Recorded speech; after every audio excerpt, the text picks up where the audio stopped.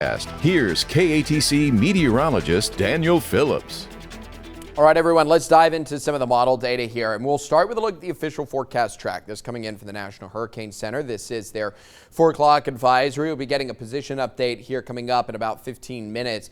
The official track has not changed a whole lot. Landfall still expected to be out over towards Cameron. It shifted west a little bit, but we're still on the hook for all the impacts here out over through Acadiana. As mentioned earlier, it's going to be surge and it's going to be winds. That's going to be the big impacts from this one. A strong Category 2 hurricane with winds about 105 miles an hour. And that is very close to Category 3. I mean, it's borderline there already and could easily still be a 3 as it does work its way towards the coast. So we should still anticipate major hurricane impacts here. This is the GRAF model. We've leaned on this one a lot this year, leaning on it, in fact, during Laura. Now, if you talk about a range of outcomes, this one will usually kind of trend toward kind of the worst outcome, the stronger outcome. And it's doing that again, but you cannot, take the numbers off the table entirely. So brings a wall of rainfall and heavy winds up by tomorrow afternoon. This is 4 o'clock in the afternoon.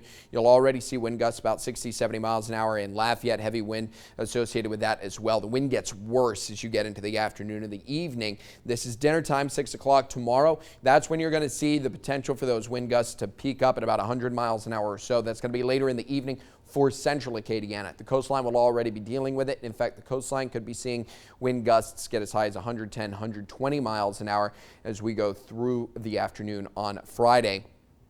The impacts will continue. It's going to stay nasty up into the overnight hours, but it will ease through the overnight hours as well, and we'll start to look better by the time we wake up on Saturday. In fact, by sunrise on Saturday, things are going to be looking just a little bit better. These are some of the wind numbers that are associated with that outcome. This is the same model, and this is the winds that we're talking about. This is 2 o'clock in the afternoon, 70 to 90 mile an hour wind gusts down along the coastline. Notice that it's already picking up. In central Acadiana, you're probably talking 60 to 70 mile an hour wind gusts. I think those gusts we should expect to see close to about 100 even through central Acadiana, higher than that down along the coastline where 115, 120 mile an hour wind gusts not off the table, especially for western parts of Vermilion Parish, just to the east of where that eye is going to be. And that will continue, as I mentioned, on into the darker hours of the night. When you start to get the sun to go down, we will have lost power by then as well. And that's when we could, here in Lafayette, be seeing those wind gusts about 100 miles an hour or so. This thing's moving fast enough that we're going to get a lot of rain. Flash flooding will be possible in some areas, but it's mostly the low-lying areas. It's not going to be the overarching threat from this. Still, though, 4 to 8 inches worth of rainfall around the center. You're probably talking up close to about a foot. Preparation needs to be wrapped up today. We'll have a look at your 24-hour forecast coming up here in just a bit.